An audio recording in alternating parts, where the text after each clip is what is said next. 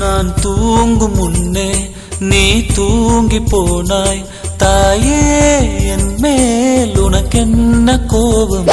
கண்ணான கண்ணே, என் தெய்வ பெண்ணே, கண்ணில் தூசி நீ ஊத வேண்டும்.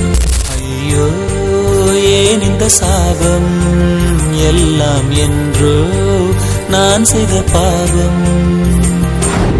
பகலும் இரவாகி பயமானதே அம்மா, விளக்குன் துணையின்றி இருளானதே, உயிரின் ஒரு பாதை பறிபோனதே அம்மா.